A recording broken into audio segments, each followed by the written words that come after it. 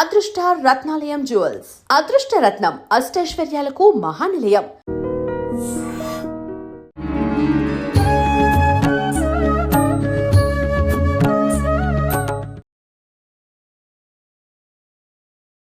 నమస్కారం, welcome to I dream. ధర్మ మార్గం విత్ విజిత కార్యక్రమానికి స్వాగతం. ప్రస్తుతం మనతో పాటు ఉన్నారు మనందరికీ ఎంతగానో సుపరిచితులు.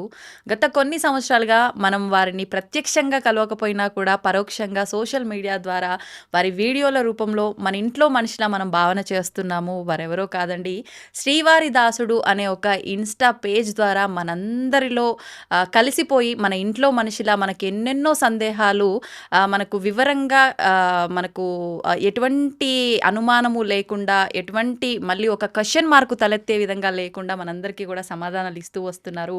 వారే రామ్ కిషోర్ ఆచార్యులు. వారితో మాట్లాడి మరికొన్ని విషయాలు ఈరోజు తెలుసుకునే ప్రయత్నం చేద్దాం.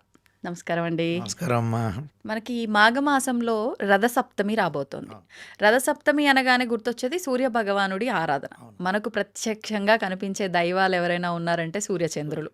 మరి ప్రత్యక్షంగా కనిపించని దైవాలకే మనం ఎంతో కృతజ్ఞత తెలుపుకుంటాము, ఎంతో భక్తి భావనతో ఆరాధిస్తాము.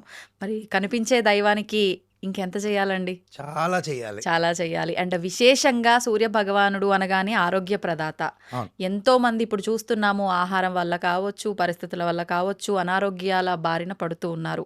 అందరికీ ఉపయోగపడే విధంగా ఆ రోజున ఆచరించే విధానాలు ఏమైనా ఉంటే వివరించండి. రథసప్తమి విశిష్టతను కూడా తెలియజేయండి. తప్పకుండా అమ్మా. రథసప్తమి అంటే సూర్యుడు జయంతి అని కూడా అంటారు. అంటే సూర్యనారాయణ స్వామి వారి జన్మదినంగా, అంటే సామాన్యంగా అర్థం అవడం కోసం చెప్తున్నాను. సూర్యనారాయణ స్వామి వారి యొక్క జన్మదినం ఇది. 7 గుర్రాలు కలిగినటువంటి సూర్యనారాయణ స్వామి వారి యొక్క రథం ఉత్తర దిక్కుకి మళ్ళిస్తాడు ఆ రోజు. ఉత్తరాయణ పుణ్యకాలం మనకు సంక్రాంతి నుంచి స్టార్ట్ అవుతుంది. ఇది ఉత్తర దిక్కుకి ఆ రోజు మళ్ళించడం జరుగుతుంది. ఈరోజు మాఘ శుద్ధ సప్తమి రోజు, అదే రథసప్తమి. ఆ రోజు చాలా విశేషమైన, ప్రత్యేకంగా ఆ రోజు పడే భూమండలం మీద పడేటటువంటి సూర్యకిరణాలకి చాలా విశిష్టత ఉంది. ఆ రోజు సూర్య నమస్కారాలు చేసిన, ఆ రోజు సూర్యుడికి సంబంధించిన ఎటువంటి ఆరాధన చేసినా ఫస్ట్ ఆయన మనకిచ్చేది అఖండమైనటువంటి మంచి ఆరోగ్యం, తద్వారా ఐశ్వర్యం, ఇవన్నీ మనకి చేకూరుతాయి సూర్య ఆరాధన వల్ల.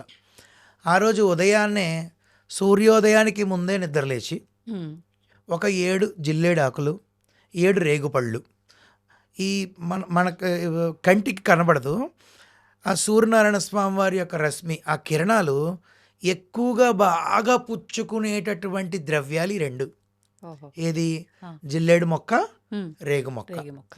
మామూలుగా సూర్యరశ్మి వల్లే అన్ని మొక్కలు ఎదుగుతాయి, సరే ఓకే, కానీ చాలా ఎక్కువ శక్తిని గ్రహిస్తాయి ఈ 2. ఎక్కువ శక్తిని గ్రహించి అవి మనకి ఉపయోగపడేలాగా చూడండి, ఋషులు మనకు అందించినట్టుగా ఆ రోజు ఉదయం 7 ఆకులు తీసుకుని, 7 జిల్లేడాకులు, ఆ తర్వాత 7 రేగుపళ్ళు, సూర్యోదయానికి పూర్వమే శిరస్సును పెట్టుకుని తలస్నానం ఆచరించాలి. తలస్నానం ఆచరించేటప్పుడు శ్లోకం ఉంటుంది, నేను మీకు అది కూడా చెప్తాను ఇప్పుడు. ఆ శ్లోకాన్ని కూడా స్నానం చేస్తాం కదండి, ఎలా చదువుతామండి శ్లోకం అని బెంగపడద్దండి ఎవ్వరు కూడా, దయచేసి. దేవతా మంత్రాలు, శ్లోకాలు వాష్రూముల్లో అనేసరికి కొంచెం ఇబ్బందిగా అనిపిస్తుంది. అప్పుడు ఒకవేళ మనం ఆ విధంగా చేసినప్పుడు ఒకసారి స్నానం చేసేయండి. ముందుగా తలస్నానం చేసేసి, నేను చెప్తాను అంటే ఈజీగా చెప్తాను. ఒక A4 సైజులో ఒక్క 10 రూపాయలు ఖర్చు పెట్టి A4 సైజులో ప్రింట్ తీయించండి. నేను ఇప్పుడు చెప్పబోయే శ్లోకం. దాన్ని A4 సైజ్ పేపర్ పట్టేటటువంటి ఎన్వలప్ కవర్లో పెట్టండి. పెట్టిన తర్వాత ఆ రోజు అక్కడ మనం టీవీ దగ్గర పెట్టామనుకోండి, బాత్రూమ్కి బయటో లేదంటే డైనింగ్ టేబుల్ మీద పెట్టామనుకోండి, ఆ రోజు ఇంట్లో 4, 5, 6 స్నానం చేసే వాళ్ళందరికీ అది ఉపయోగపడుతుంది కదా. 1 by 1 స్నానం చేస్తారు కదా. తల మీద శుభ్రంగా పెట్టుకుని 7 జిల్లేడాకులు, 7 రేగుపళ్ళు పెట్టుకుని ఒకసారి ఎడం చేత్తో ఆ ఎన్వలప్, ఆ ప్లాస్టిక్ ఫోల్డర్ని పట్టుకోండి, చదవండి ఒకసారి. చదివిన తర్వాత దాన్ని అలా పక్కన పెట్టేసేయండి. నీళ్లు పడినా ఏమవుతుంది కదా, పక్కన పెట్టేసి శుభ్రంగా ఎడం చేత్తో ఇలా పట్టుకుని కుడి చేత్తో నీళ్లు పోసుకుని స్నానం చేయండి. ఈ విధంగా స్నానం చేయండి. స్నానం చేస్తున్నప్పుడు స్నానం చేసే ముందు ఒక్కసారి ఆ శ్లోకాన్ని చెప్పుకొని చేస్తే 7 జన్మల క్రితం అంటే 7 జన్మల నుంచి తరువుకొస్తున్న పాప కర్మ ఫలాలు కూడా మనం ఇప్పుడు అనుభవిస్తూ ఉంటాం. సహజం అది. అది మీ అందరికీ తెలిసిందే. అవి కూడా తొలగిపోతాయి. తొలగిపోయిన తర్వాత స్నానం ఆచరించి మీకు మేడ మీదకి వెళ్ళే అవకాశం ఉండి ఎండ పడే చోటకి వెళ్ళే అవకాశం ఉంటే సూర్యోదయం అవుతుంది అప్పటికి. ఆ సమయంలో కానీ నేను కొంచెం లేట్గా లేస్తానండి అంటే మరి ఏం చేస్తాం, ఆ రోజంతా స్పెషలే కదా అంటే నాకు కామెంట్లలో వస్తూ ఉంటాయి. సో 8:30 ఈ లోపల సూర్యుడి దగ్గరికి వెళ్ళి ఆయనకి సూర్యోదయానికి సూర్యుడికి అభిముఖంగా నించుని సూర్యమండల స్తోత్రము అని ఉంటుంది. చాలా చాలా చాలా శక్తివంతమైంది. ఆదిత్య హృదయం కూడా అది. దాని గురించి మీ అందరికీ చెప్పగలను. ఈ 2 స్తోత్రాలు ఎంత వీలైతే అన్నిసార్లు పఠించినట్లయితే, ఎన్ని వీలైతే అన్నిసార్లు, నేను ఒక వ్రతంగా పెట్టుకుని నేను 27 సార్లు చదువుతాను. పెద్దవి కదా అవి. అద్భుతమైన ఫలితం వస్తుంది. ఒక్కసారి చదివినా చాలు.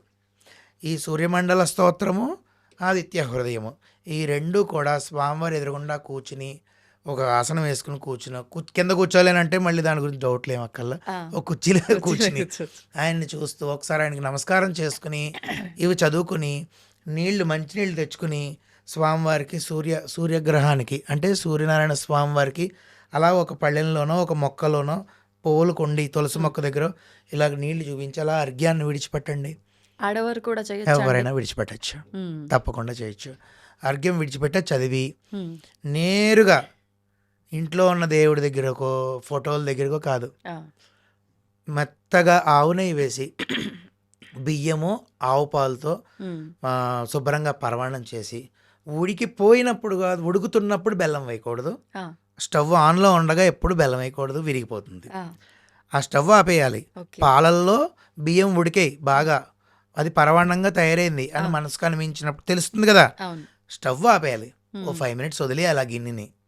అప్పుడు బెల్లాన్ని బాగా దంచుకున్న తర్వాత దాన్ని కలిపితే దానిపైన ఆవు నెయ్యి అభిగారం చేసి బాగా కలిపి స్వామివారికి నేరుగా మేడ మీదకే ఆ గిన్నె తీసుకెళ్ళండి. గోరువెచ్చగా ఉంటుందిగా, మేడ మీదకి తీసుకెళ్ళి సూర్యనారాయణ స్వామికి చూపించి ఆయనకే తృప్తిగా ఆయన స్వీకరించారు అని మనసుతో భావించి ఆయనకి శుభ్రంగా 5 సార్లు నివేదన చేసి మధ్య మధ్యలో నీళ్ళు తాగండి స్వామి దయచేసి, ఈరోజు మీ పుట్టినరోజు అయ్యే అందరూ అలాగే పెడుతూ ఉంటారు కాబట్టి కొంచెం ఎంత తినండి చాలు అని చెప్పి ఇంత స్వామివారికి ఆయన చేతిలో మీరు పెట్టినట్టు ఆయన నోట్లో పెట్టినట్టు భావించి మధ్యలో నీళ్లు తాగమని చేతులు కళ్ళు కడుక్కుని అయ్యా మీరు వెళ్ళరండి, చాలా సంతోషం నా ఆతిథ్యాన్ని ఇక్కడ ఆగి స్వీకరించారు అంత బిజీలో కూడా అని మనసుతో ఆ నైవేద్యం పెట్టి చేయగలిగితే ఇచ్చే ఫలితం ఏంటో చెప్తున్నానండి.